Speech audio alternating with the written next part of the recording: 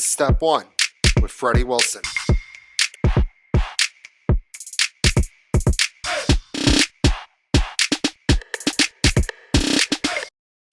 Welcome to another episode of Step 1. I'm Freddie Wilson. We have a great show for you today. My good friend, Jermey Spiera, returns for the show. We are doing a preview of college basketball. I know the season's already a couple weeks in, but we recorded it before the season started. It was a really fun discussion about college basketball. We're also going to talk about the NBA as well today. And, of course, we'll do a full recap of college football and the NFL.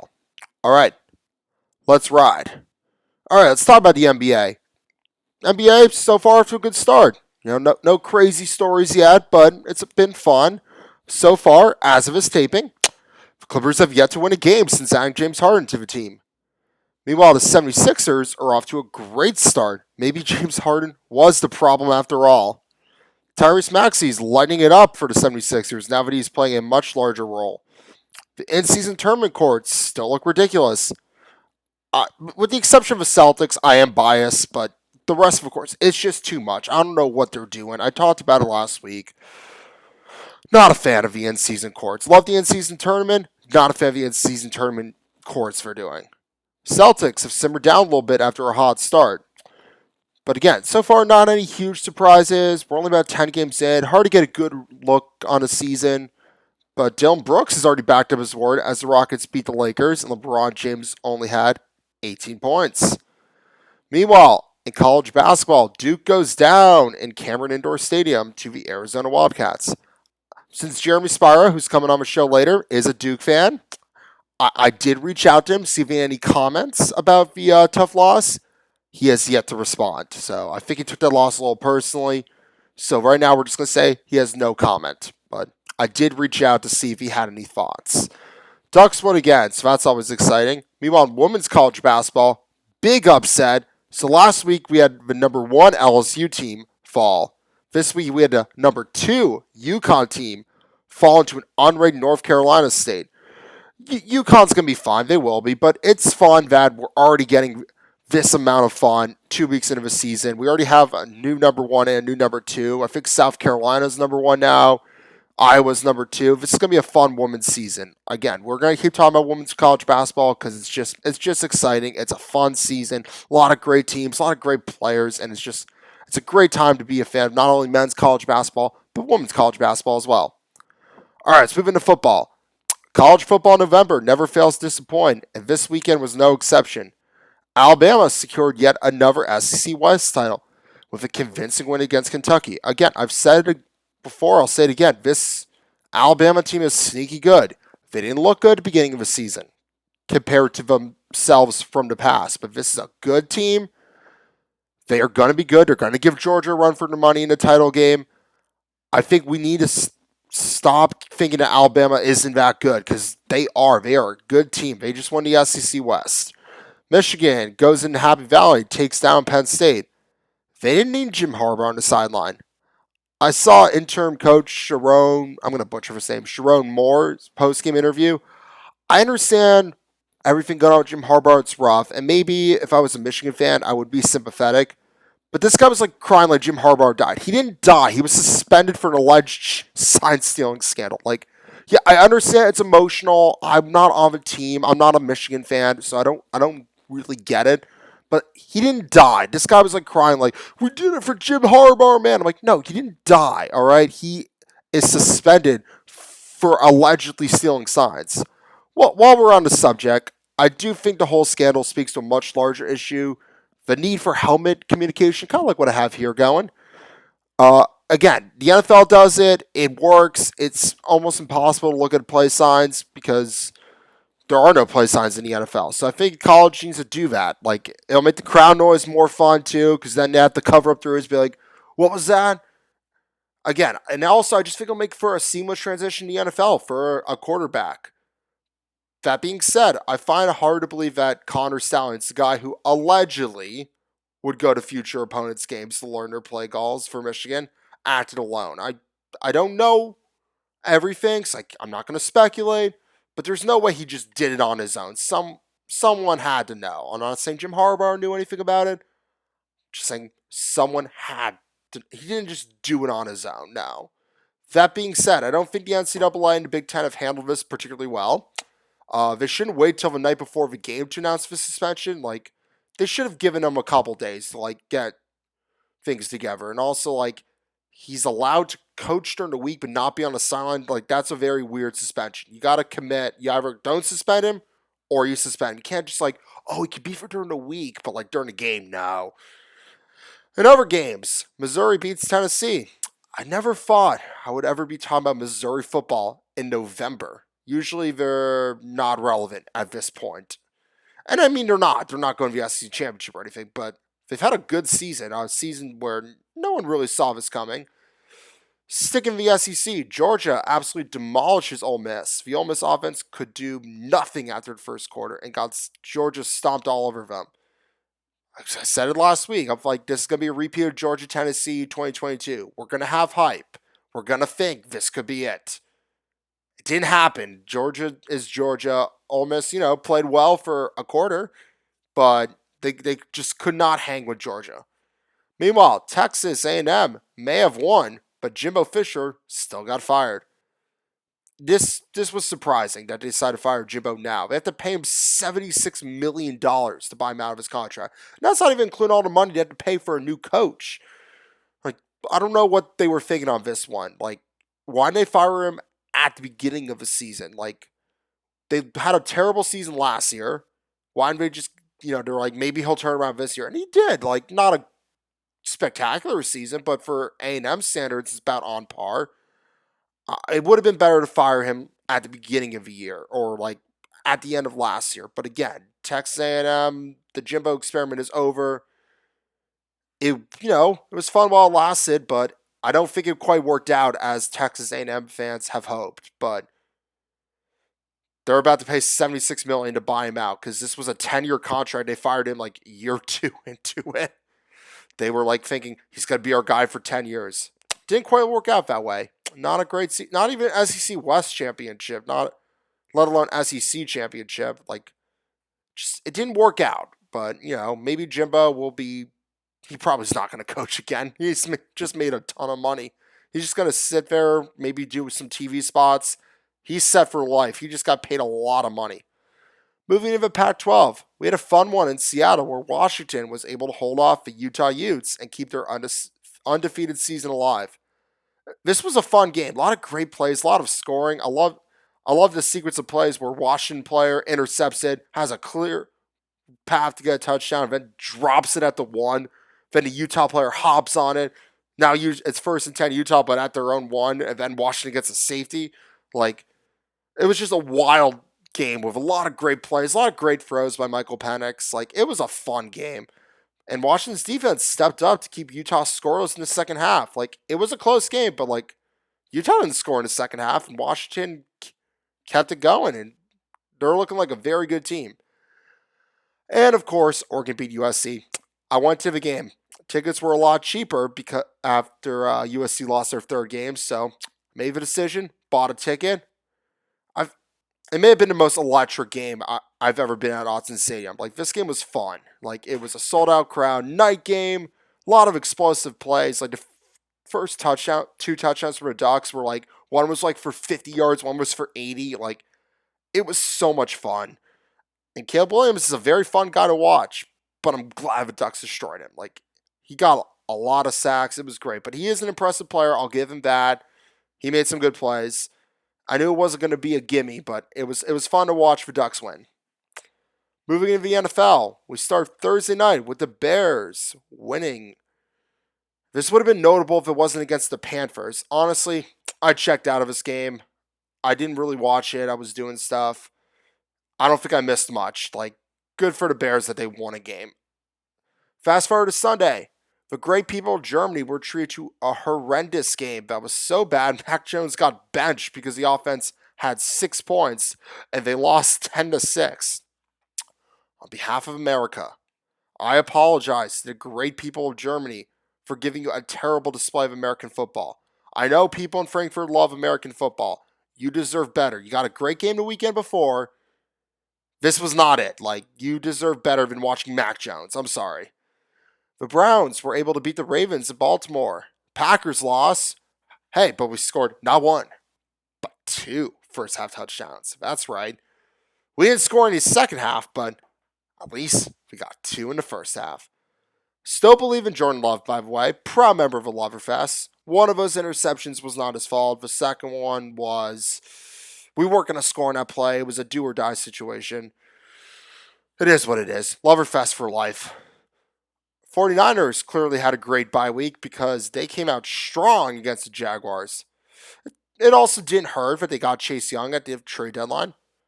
It just still baffles me. Every year they're able to get the guy exactly what they needed. They just get the guy they need. Like they got McCaffrey last year. They gave up very little for him. I know he was injured, but McCaffrey's a very good player. And look at him now. He's lighting it up on the 49ers. Chase Young, also kind of an injury-stricken guy. But hey, he's also a very good player. And now all of a sudden, like, if he stays healthy, which I think he will, the 49ers defense just went from great to, like, really great. Like, it's ridiculous. I don't know how they're making these trades happen. The Vikings continue to keep rolling with Josh Dobbs at the helm. Maybe he learned more of his teammates' names, but everyone in Minnesota now knows his name because that guy's a baller. And this has come from a Packers fan. C.J. Stroud was able to beat the Bengals. I have to say, I'm shocked how good the Texans are this year. C.J. Stroud's a great player, but give credit to Miko Ryans for creating a culture and scheme that has already translated into success on the field. Like, no one saw the Texans being this good. Start of the season, I couldn't name any other players on the Texans besides C.J. Stroud. He's a rookie. So, good for Texans. You know, it's fun when they're better. The Lions were able to hold off the Chargers. And, of course, the Cowboys destroyed the Giants. I will say, the Giants' current quarterback, third-string quarterback Tommy DeVito, he may not be a winner on a field, but he's a winner at life. Dude still lives at home with his parents in New Jersey, and his mom makes his own bed. His mom makes him dinner, does his laundry. You may think he's a loser, but no, he's being financially responsible. He's not paying rent to live in New York City. He's just living at home in New Jersey with his parents because he's not making a ton of money as a third-string quarterback. So this dude has fought it through. But again, maybe he'll win a game eventually. Probably not, but you know what? Tommy DeVito, winner at life. All right, for Sunday Night Football, Jets were unable to find the end zone again. They've essentially played 3 games in a row without scoring a touchdown. Like, their last touchdown came in the first quarter against the Giants. That was like 2 games ago. Like, the Jets' offense is terrible. Defense is great. Offense can't do anything. It's not like the Raiders played great or anything, but they are currently 2-0 since they fired Josh McDaniels. To be fair, I bet Josh McDaniels would have beaten the Giants and the Jets. I don't know how great of a depiction that is. But you know what?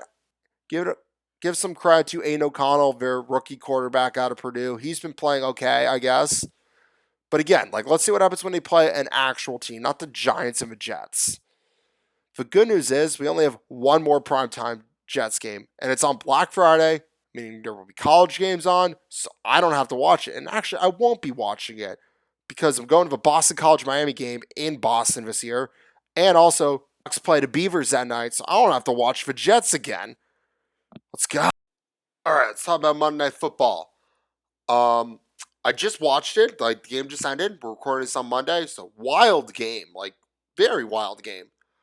You know, I think, like, the Broncos played well. I think we are giving the Broncos not enough credit. Like, they are actually, like, not a good team by any means, because they're not. But I hand the Broncos a lot of a show, and I think I got to start giving them a little more credit. They just went to Buffalo and beat the Bills. And again, they got lucky.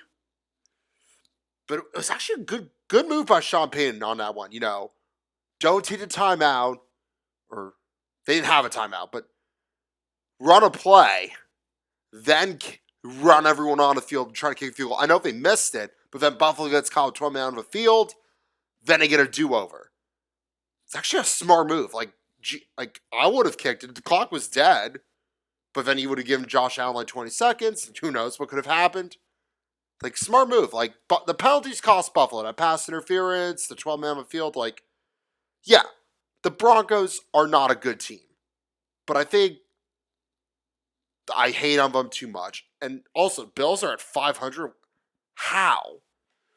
I thought, I still think the Bills are just like a great team, and they are. But they're at 500 right now. They got their own stuff to work out. But anyways, good win for the Broncos. Tough loss for the Bills. All right, let's get to my guess. Jermey Spiera. 3, 2, 1. All right, today we welcome you a very special guest, a recurring guest, my good friend Jermey Spiera. Spiera, how you doing? All right, let's talk about basketball. How you feel? How you feel about this upcoming NCAA men's basketball season? You think Duke's gonna run the table? Yeah, we're gonna run the table. How about Oregon though? I You mean, think I think they're you have looking more pretty there? good. I don't know about you. Name me three players on their team. I mean, I can't name any, but Okay, yeah, that's usually a sign for success. I mean, Will Richardson's no longer on the team, so yeah, I don't know too many dudes on the team this year, but I think we're gonna be good. What about you're just missing out on the Peyton Pritchard years? I mean, those were some great years when I was here. Yeah, greatest player in Oregon history, almost getting 5 minutes a game in the league.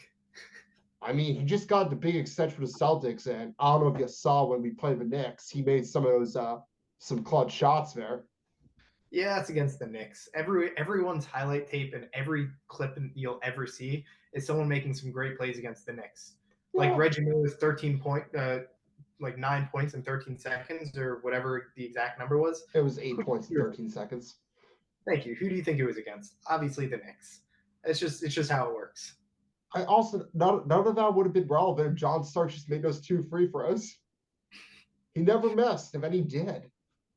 Yeah, never say never. Never say never. But do I think Oregon's gonna be good? We'll see. It is more fun around Eugene when like the men's and women's team are good. It's just a different energy. We haven't had that in a while. It's gonna be fun this year, bud. We're playing some good teams. Cheap tickets probably because we're not very good. Yeah, that's usually not the same way sentence where you're saying it's gonna be fun. It's gonna be fun because we suck. Well, it'll still be fun to watch some other teams play. Like, maybe we'll beat Michigan. They're coming to Eugene. We'll see. I mean, I said that last year. Maybe we'll beat Houston. We didn't. I think Houston Um, was missing two of their starters. We still didn't win. yeah, I don't know. Duke basketball just got Cooper Flag. I don't know if you saw that. I did. Where's Cooper Flag from? I don't know much about high school basketball, to be honest. So I should know more. I'm not sure where he comes from, but there was a game at Rucker Park a few months ago Mhm. where like all the top high schoolers went and played. I went and watched, um, and it was pretty much just all these dudes essentially having a dunk contest. These like 18-year-olds Yeah. windmilling and all this crazy stuff.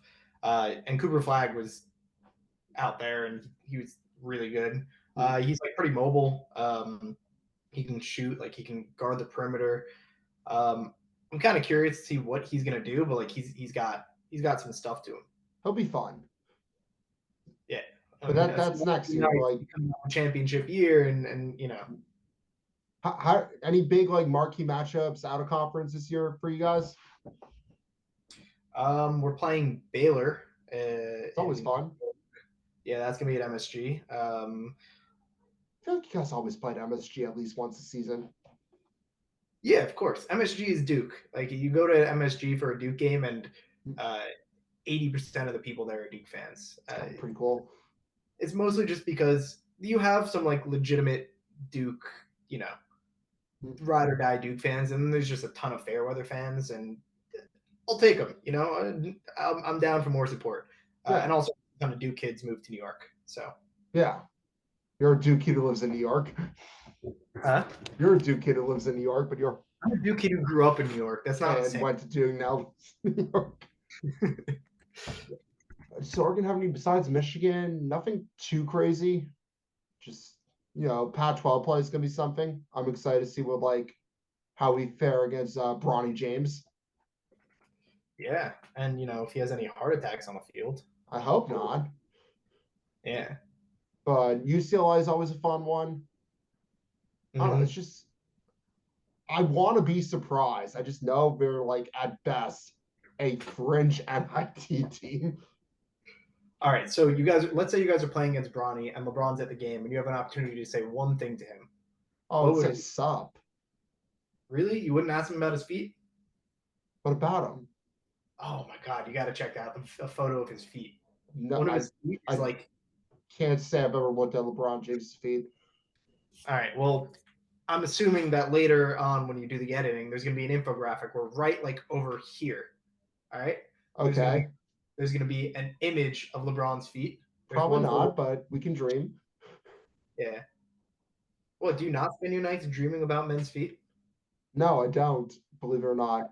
Check out James Harden's while you're at it. This should be the next new bit that you do here. Let's talk about athletes' feet.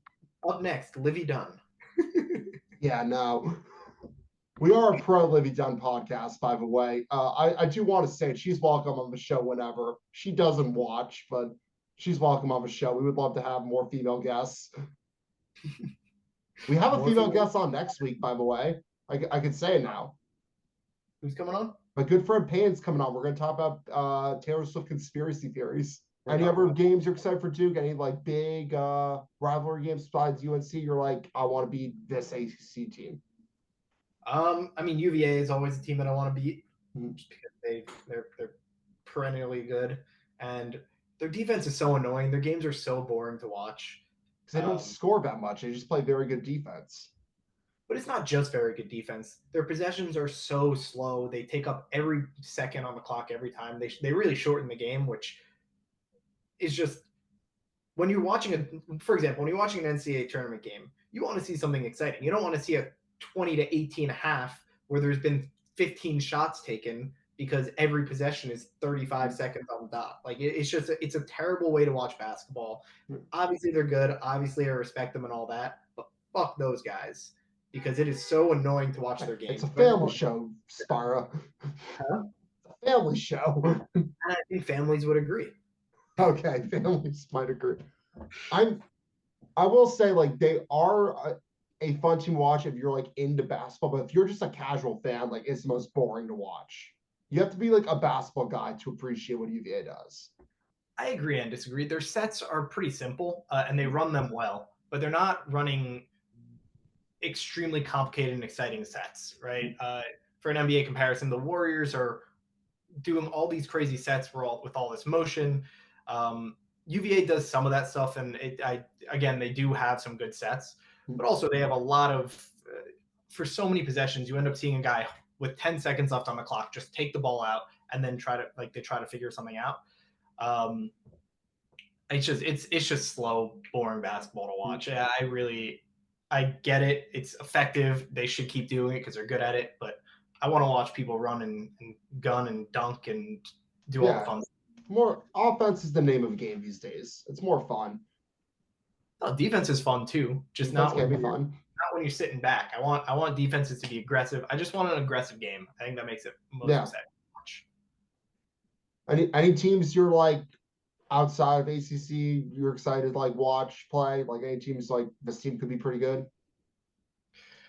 I try not to get too hyped about teams outside of the ACC that I don't know as much about. There's always a big tendency to get so excited about these dudes out of high school, and obviously I'm going to do that about Duke. I'm bullish, and Duke is always incredible, and we're returning 5 of our 6 players who got time, so that's pretty unmatched. But I try to take the non-conference time as a time to really do my assessments and figure it out. Because conference play is awesome. That you get all these top programs playing each other, where you don't get that for the rest of the year. It's the only time Gonzaga plays a team that can walk and chew gum at the same time. Yeah. Gonzaga, I mean, it's for their standards, it's been a bit lower, but like I think the West Coast Conference is just also like finally caught up to them. Yeah, like, I think St. Mary's and a couple other schools have just like finally like gotten to where they are. St. Mary's is solid. Matthew Dellavedova. I was actually like so much fun in that stadium. When I was in middle school, or I think it was, it must have been middle school. I was told to watch Matthew Dellavedova and how he moves off the pick and roll to model my own game off of it. Very random person to be told that for. Yeah, a little random guy. But then I started becoming a bit of a Delhi fan. St. Mary's is all right, but you look at the rest of the teams in that conference. How many wins would they get in any of these other conferences? It's hard to say just because like you never know. I mean, I still think it would be a good team in a better conference, but I think playing against like Santa Clara also does help. Well, they would be good, and they've had good players. I actually think it hurts them because you see, at the beginning of the year, they're always pretty good. They haven't won a championship, and that's because you need the conference play to kind of beat you down. You need conference play to break you out of bad habits, and they just have no reason to. Yeah, because again, like it's just really St. Mary's, BYU, maybe San Francisco on a good day. Mm-hmm. But well, other than like the tiny period of time where Jimmer Fredette was scoring like 80 a game, BYU's been pretty irrelevant. I went to a BYU game once. Yeah, was it with Jimmer or was it? No, it was long after Jimmer. I want to say 2018-ish. Yeah, about that. You know, the Mormons go hard, baby. Bring the energy. It's a lot of fun. Now it's time for a quick advertisement about Mormons. So we're not sponsored by the Mormon Church. If you want to know our sponsor this week, it's going to be Denny's, the world's most premier rock hall. I don't know if you heard, but Blink-182 did a rock show at a Denny's this week. I did hear that. I know. In tribute to the greatest band of all time, Live Without, doing the Denny's Grand Slam. All right. Well, the next time you're doing an advertisement, it should be for Waffle House. If you haven't been to a Waffle House, the All-Star Special is magical. Oh, it's so good. Yeah, Waffle House. Sponsored by Waffle House. Sponsored by Waffle. All-Star Special. You're not allowed to laugh and say it. I'm allowed to say it because I'm not officially part of the show. This show, my interview in this show is brought to you by Waffle House. Come have the All-Star Special at 4 a.m. and have the greatest day of your life. Do you like the Waffle House All-Star Special? Lives up to the hype. Does live up to the hype. I ever tell you I had a buddy who was like so obsessed with Waffle House. Like there was like 2 in his town on the same street, and he was like, the one on the left is better. I mean, what are they doing with 2 on the same street? Because again, they'll same business. It's in Georgia. Waffle House is everywhere. Also, if there's a hurricane, you need multiple places to shelter. And they stay open during hurricanes. That's their thing. All-Star Specials. That's literally their thing. Like they will stay. If a Waffle House closes during a hurricane, then a hurricane's a problem. How long do you think you could stay in a Waffle House if you had to? Normal working hours, no hurricane, you're just hanging out in a Waffle House. How long would it take before you lost your mind? Probably about 3 hours, realistically. 3 hours? Yeah, probably. That's There's so TVs in there. TVs? You can't go 3 hours without TV? I mean, I can, but it's just like, what do I do? Just eat more waffles? Yes, it's precisely what you do. Just drink more mediocre coffee? This is brought to you by Waffle House. Mediocre coffee. I actually really like diner coffee. There's something about diner coffee that just I really enjoy. I have no response to that. You're not a fan? I don't have strong opinions on diner coffee. It's there. It's coffee. You drink it. Just like there's something about it, just that feeling of like, and then even before you like get halfway through it, someone's already there to give you more. It's like like when you're at a restaurant, they give you like a glass of water and they just keep pouring more, and you have no idea how much you drank. And it turns out you probably drank like 12 glasses of water, and before you know it, you're having like a 5-minute pee straight. Like it's that, but with caffeine, where you're jumping off the walls. Yeah, they just keep on giving you more. I don't know. When I worked at a ski lodge once, where like the ways you could get coffee there as a guest were just endless. Like we had coffee on every floor. We had a coffee machine like in the lobby. We pour you coffee once you get to your table for breakfast. We had someone whose whole job was to run around with coffee to pour more coffee. And then someone in like their feedback form wrote, there wasn't enough coffee. Blew my mind. Oh, cool. Sure, man. No.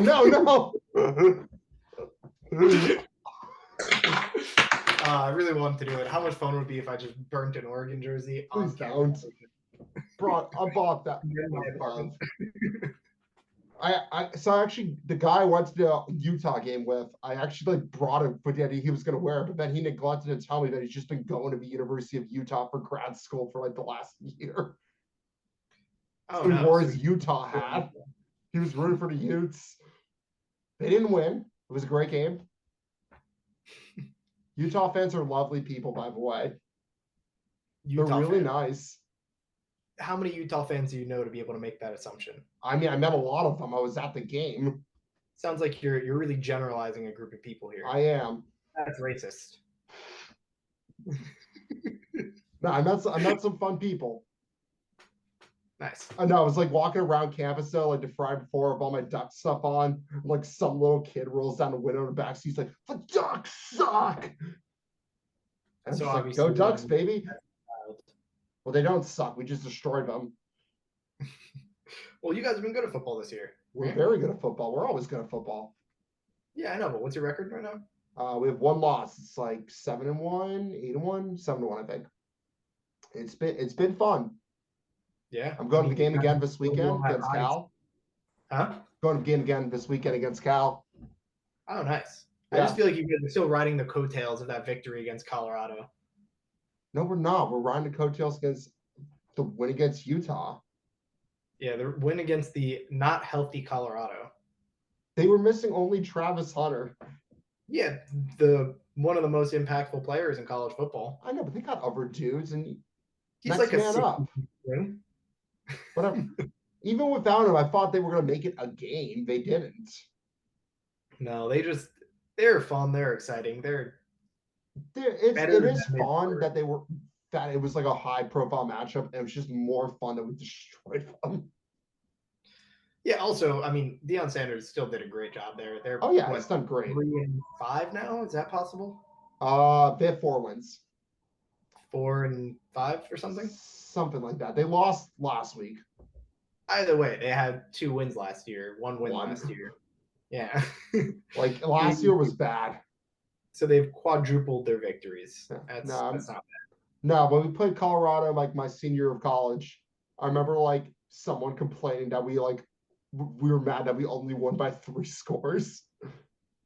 Honestly, that is pretty embarrassing. Colorado was a pile of dog poop. Well, they weren't coming back, but they started scoring in the fourth quarter. Like we put in our like backup, and then we had to take out our backup because like we should probably score one more time just to be safe.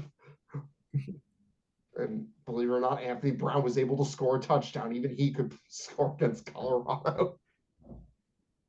Yeah, not my favorite quarterback, Anthony Brown. We've talked a lot about him in the show. Really overestimated his abilities. It happens. How do you feel about Riley Leonard still? I mean, Duke had a tough game on Saturday.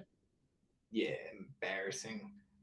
We had 3 losses. Riley Leonard's been the first loss. Riley Leonard got hurt on our last offensive play while everything was going down. The second game, he was hurt for part of the game, and then this is the game we lost where he was fully healthy. Our team relies on him being healthy, and he hasn't. We had our time in the limelight. You know, we were. Yeah. You had game day come. They haven't come to Oregon yet. Yeah, that was a big deal having game day, and then again we were winning, and then Riley Leonard got hurt. Like stuff happens. Yeah. Oh, do we have 4 losses? I don't know off the top of my head, but we got Notre Dame, we got Louisville, and we got Florida State. I mean, those are the 3 best teams you're going to play, probably. Not Louisville. Louisville's good this year. Yeah, they were good this year. They were part of my segment They were part of my segment when I did a whole segment on, whoa, that team's 5-0, and Louisville was 5-0. So was UNC. I lost 2 in a row. Oh yeah. Oh, do you guys still play UNC? Yeah, I'm sure we do. I don't know when that's happening, but hot take. I think Drake May's a little overrated. I'm supporting that hot take. I mean, I know you will. You hate UNC, but like, from what I have seen it, he played the Ducks last year. We beat them in the world-renowned Holiday Bowl, best bowl of all time. Yeah, just he's good. I just don't think he's like second behind Caleb Williams good. Yeah, Caleb Williams, first off, is so far and ahead in everyone's opinion, which makes me suspicious. Like, if everyone's saying one thing, everyone has to be wrong because people are idiots. He's pretty. Have you seen him play? He's pretty good. Yeah, I've seen him play. He's pretty good. I know. I'm just, the Packers might get him. I'm telling you, like the way it's shaping out, I'm actually starting to think the Packers might get the #1 pick. Okay, a few things. First off, I'm pretty sure the first time I was on the show, you would tell me that the Packers were a playoff team. So I just want to rub that in your face really quickly before I go on to my second point. You're not allowed to talk right now. My second point, which is the Packers are really bad, but they would have to keep being so bad to be worse than the Panthers. Panthers got their first win this week, and we play the Panthers. If the Panthers beat us, that might determine who gets the #1 pick. Yeah, the Suck Bowl. It's always great. Well, it's like a week 15 game or something, week 16 or something. That game might even be worse to watch than the Giants-Jets game last weekend. It was bad. It was so bad. What do you think about who's your new quarterback that replaced Tyrod? Like Tommy DeVito. Tommy DeVito. He had 0 completions. He played for more than half. Well, you're just handing off to Saquon.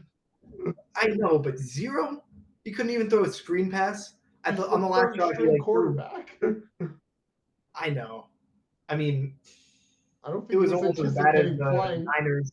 It was almost as bad as the Niners in the semis, where they were on their Josh Johnson, their third-string quarterback, who then got hurt, or fourth. Yeah, right? fourth-string quarterback, and he gets hurt. Trey Lance, then Purdy, then Johnson, who got hurt, then Purdy, who physically couldn't throw the ball, and that was what it took for the Eagles to make the Super Bowl. Yeah, there was a rumor apparently that if the Niners miraculously had won that game, which they never were going to, they were going to ask Philip Rivers to play the Super Bowl. Oh, I wanted them to just play wildcat offense. Just have Christian McCaffrey get the ball every possession and just try to run, and if not, just chuck it up to someone. I thought that would have been so much fun to watch. Now, how cool would have been Philip Rivers in a Super Bowl? I mean, obviously, and the issue is that I think they're probably worried about running out of seats with his 17 children. I think is it 17? I think it's 9. I have no idea. I don't know. He makes enough money to support a huge family. It is 9, but it's essentially 17. Yeah, it's too many. All right, I actually do have a basketball question for you. Zach Edey, you think he's overrated? Because at least in the tournament, I'm not hooked on Zach Edey. I don't think he's overrated. I think that the tournament doesn't favor big men, and it never has. The NCAA tournament's always been about having veteran guards who have been in a lot of different situations. If you look through a lot of the champions, even if you look at Duke, the year that we won a championship in 2015, obviously Jahlil Okafor was our best player for the entire season, but we had a lot of veteran leadership. And don't forget how great Tyus Jones played, and he was the MOP in the tournament that year. Obviously, he wasn't a veteran, but we had Quinn Cook that year, who was a senior. You don't see that many teams that are really backed by an unbelievably incredible center be effective. You've seen the same thing with Gonzaga. They've had so many great big men, and it's hard to do it with a center as your best player. That you saw that with Timmy. They had Chet Holmgren. Chet. They also had the period of time where they had Killian Tilly, who was also really good. It was always Tilly and Timmy, which I always found funny. But that's kind of what the tournament's about when it gets to that time of year. And obviously having good big men is really important. But Zach Edey can't do it without a guard who's playing really well. And then you need a guard to get you the ball. So I don't think he's overrated. I just think the tournament is not exactly made for teams who are based around 4 guys out, 1 guy in, give the guy in the middle of the ball and make things happen. Yeah, I mean, it's not the 90s NBA anymore, or early 2000s NBA. Like, you do need someone who can handle the ball. Like, I know a 7'4" big man, he can only take it so far. Yeah, and again, I just that's the trends that we've seen. So I'm not just. I think in the NBA you're seeing the same thing a little bit as well, obviously, but you do have some guys in the NBA who are different, right? I think it's different in the NBA than the tournament. Yeah. You have Jokic, you have Embiid, Mhm. although he's not really quite a common archetype. You have Giannis, who's 7 feet tall. Mhm. You have these guys who are the tallest guys on their team and also the best players on teams that can win, except for Embiid, but that's just because he sucks. And James Harden is an atrocity, even worse than his feet. um, He's not my favorite player in the world. If Yeah. he ever like says I want to go Celtics, I'd be like, nope, we don't need him. Yeah, and then the Celtics will trade away their entire team to have him play for 2 months and decide he's not in the mood anymore. No, he's not gonna. We're not gonna do it better, right? We spent our money on Jaylen Brown. We don't need James Harden. Yeah, that's true. Worth every penny, by the way, in my opinion, for Jaylen Brown. Yeah, I mean, he was going to get that money wherever he wanted to go. Yeah. So you kind of got to do it. And then I think the Celtics made some great offseason Drew deals. Holiday, man, like he's what we needed. Drew Holiday is much more what you needed than Marcus Smart. Marcus Smart was a problem for you guys to have I don't think he was because a problem. Like defensively, no. I think his offense was a lot better than it had been early in his career.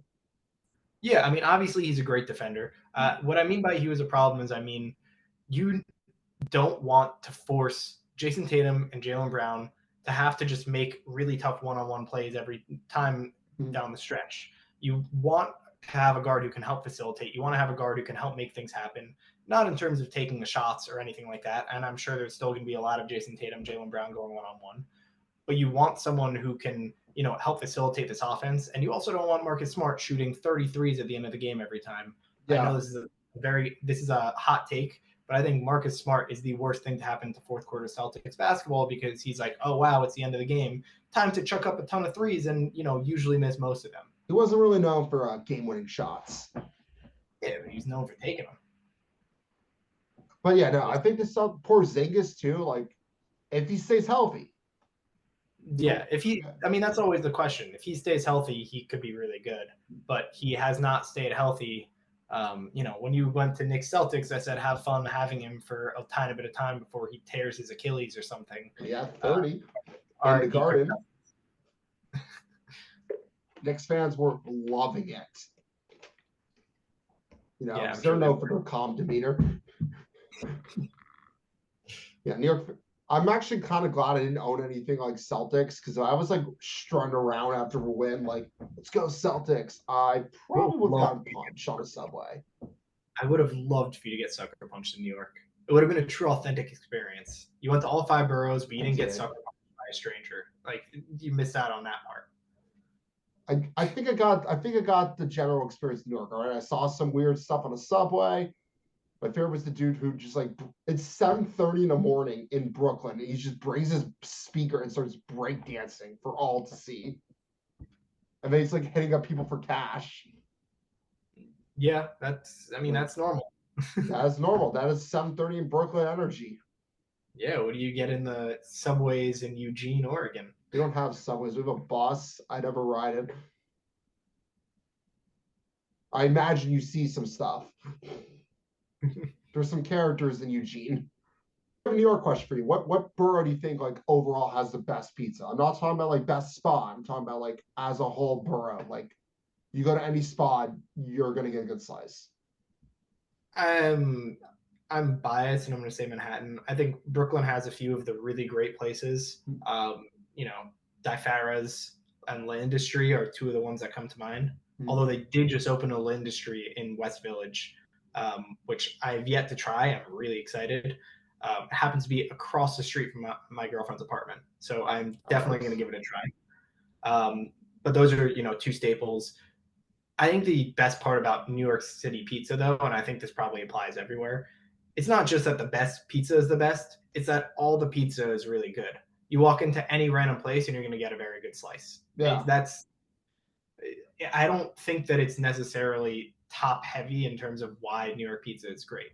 It's just all the pizza is going to be really good and you can go and you can get a slice anywhere. yeah, there's like, not too many other states where you can, do that really. Like, you can't do that here in Oregon, or they're just trying to make a real hipster pizza. I know you were telling all the people at the pizza places when you're in New York. I'll, Hey, they don't have this in Oregon. no, my favorite was the guy Katz's Deli when I was like telling him like we don't have good pastrami in Oregon. Like they have not been able to do this. And then he's like, wait, they can't just like get two pieces of meat in between bread. I don't think he understood that. We could do that. We just can't do pastrami. The only thing I do want to just point out to all of your viewers, Yes. whoever they are, you walked into Katz's Deli and you said they don't have anything like this in Oregon, and they don't even have bagels. You're expecting them to have bagels at a deli. It's not the same type of food, Freddie. I know. That's like me walking into. That's like me walking into, like I'm trying to come up with a good example here. It's like me walking into a Cuban restaurant and saying they don't have any stir fry. No, it's different foods. I mean, there's probably a Cuban place that does stir fry. It probably is in Portland. that was a terrible example. Cuban sandwiches are great though. Like Cuban sandwiches are great. Shout out to that movie Chef, by the way. What about when what's his name?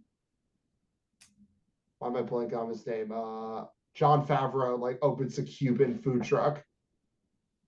I do. My mom shows me that movie because she's like thinks it's a great take-home message, which it is. It really is. So Jon Favreau makes this like builds up his food truck, and they make Cubans. I watched the movie and I'm like, Mom, we got to find a place that has Cubans. She's like, that's what you took away from this movie?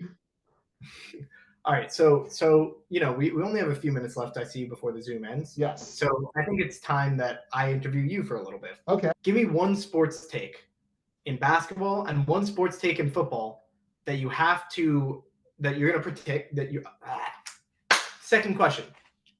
Give me one take in football and one take in basketball, one prediction, and tell me what you're going to do if you predict incorrectly.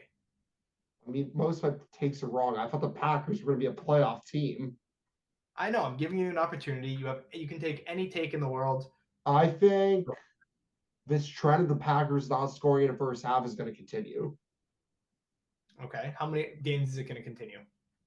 I would say probably 3 more. We're at like 5 games now where we haven't. No, 6 games where we haven't scored in the first half. One of them we did win though. And what will you do if they score? I'll jump for joy if they scored in the first half. I have for you. All right.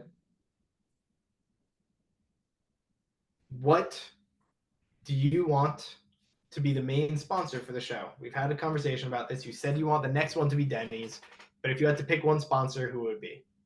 If one like actually wanted to come through, like on a Barstool would be pretty cool. Okay. Which specific Barstool one? Just like Barstool Sports. If Barstool wants to pick up the show, that would be cool. Well, which Barstool podcast would you like to partner up with? I don't know I'd partner up with a podcast, but I mean, I've always been a fan of Part of My Take. Thank you for coming on today. It was great seeing you. Great talking about basketball. Go Ducks. All right. Thanks, bud. Later, dude. All right, college football this weekend. Not a ton of exciting games. November college football is always great, but it's the weekend before Thanksgiving. And again, I don't know why they do this, but a bunch of ACC and SEC teams, they essentially have bye weeks. They play an out-of-conference game this week. So, we have Alabama, playing Chattanooga, stuff like that. I actually did a little research. I was really curious why they do this. I didn't really get a good answer. I understand why we play non-conference games, but that's better at, the beginning of the season. That's what September's for. I don't know why we do it in November. This is the heat of the moment, college football. This is when every game should matter, and we just give SEC and ACC teams a bye week. I'm really curious why we do it like this. All right, but we do have a few notable games. Arizona looks to keep strong against Utah. Again, neither team is going to the Pac-12 championship probably, but give credit to Arizona for playing a pretty strong season. They're ranked for the first time, at least since I've been following college football. They're hoping to, keep their season going against Utah. Georgia's heading over to the land of Rocky Top to take on the Tennessee Volunteers. Neyland Stadium's a hard place to win, but there is no scenario where I see Georgia losing this game. Like, Tennessee's a good team, not as good as last year, but there's just no way they're going to beat Georgia. Like, it's just not going to happen. Washington's head down to Corvallis to take on the Oregon State Beavers. Washington looked good against Utah last weekend, but this is a road game and a hard environment to win in. So I think it's going to be a good game. I'm actually very excited for this one. I don't really care which team wins just because I don't like either team. I'm a Ducks fan, but I'm also a football fan, and this is shaping up to be a good football game. And for the Ducks, we're finally at the game that I'm most worried about. If you've watched this show in the past or every week, I've probably mentioned this a few times. Very worried about this game. Very worried about going down to Tempe to play Arizona State. This just has the makings of a trap game. We just beat USC. We beat Utah. Like, we beat the teams we want to beat.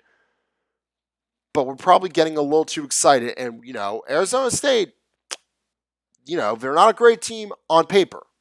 But they play hard. They give every team a run for their money. And I think they would love nothing more than to ruin the Ducks' hopes of making the college football playoffs. So, a little worried about this game. I think the Ducks are going to win, though. That's what I'm hoping happens, but always a little worried. All right, let's move into the NFL. We start week 11 of the NFL with a Thursday night game that the people actually want to watch. The Bengals are going to Baltimore to take on the Ravens. Both teams are coming off a tough loss and are looking to bounce back after a short week and beat their division rival. Very excited for this game. Finally, the NFL delivered and gave us a Thursday night game worth watching. It's about time. Why can't they do this like every week? Moving into Sunday, we have another AFC North Division matchup for Browns versus Steelers. I still don't understand how both teams have winning records. I think both teams are like 6-3 right now. But Browns have started 3 different quarterbacks. They haven't had Nick Chubb all season. And yet they find ways to win games. Their defense is playing okay. They find a way to win most weeks. Meanwhile, the Steelers get outgained every single game. The Packers outgained them. And yet they find ways to win games. Their offense is atrocious, and yet they find ways to win. They find ways to get defensive stops, to score maybe 1 or 2 touchdowns. It's not pretty, but it gets the job done. The Packers are looking to bounce back against the Chargers. I'm hoping the offense plays a full game this time. And to finish the morning, we get to see my new favorite Giants quarterback, Tommy DeVito, play another game against the Commanders. Moving into the afternoon, the Bills are looking to avenge the Week 1 loss against the Jets and hope to keep their fans happy. I feel like if you're the Bills, you got to not just beat the Jets. You got to destroy them. Like, they're probably still mad if they lost that Week 1 game after Aaron Rodgers goes down. Like, they had a golden opportunity to run away with it, and they just couldn't do it. So I feel like this is one they not need to win. They need to destroy the Jets. And Jets defense is good, but again, if anyone can beat the Jets defense, it's Josh Allen. I know he always struggles, so maybe I should take that statement back, but I'm feeling good about this one. I think the Bills are going to have a good week. We have another Week 1 rematch with the Rams taking on the Seahawks. There are rumors floating around that Matthew Stafford might actually play this week. We won't get to see Carson Wentz play in a Rams jersey quite yet. Who knows if Matthew Stafford's actually going to play, and I do want to see what Carson Wentz looks like in Sean McVay's offense. Going into Sunday night, we will see if the Vikings' struggles in primetime games are the fault of Kirk Cousins or the Vikings are just simply cursed in primetime. I'm pretty excited to see Josh Dobbs play a primetime game. I know I'm a Packers fan, but we are a pro Josh Dobbs podcast. It's a great story, great guy, really smart guy too. The dude was like an astrophysics major at the University of Tennessee. He was doing an internship at NASA while playing football in college. The guy's a cool guy, fascinating guy, and also, winning games for the Vikings. And on Monday, we have yet another primetime game, but the fans actually want to see. The Super Bowl rematch, Eagles versus Chiefs. I'm really excited for this one. Both teams are playing well. We get to see the Kelsey brothers face off each other, which just makes this game even more fun. I'm actually really excited to hear their thoughts of this game on their podcast, going up against one another. They always talk about their games on their podcast. I'm excited what each one of them thinks about this game. And I'm just excited that for the first time in what feels like forever, we have multiple primetime games that are actually worth watching this week. That's our show for this week. Next week, we have an interview with my good friend, Dan Levy, who currently works for the Philadelphia Eagles and Community Relations. I already recorded it. It was a lot of fun. Since next Thursday is Thanksgiving, I'm going to release the episode on Wednesday. Same time as normal, noon Eastern, just on Wednesday. So you don't have to worry about missing the episode while sitting with your family at Thanksgiving. You'll have already watched it on Wednesday. All right, that's our show for this week. Thank you so much. I will see you next week.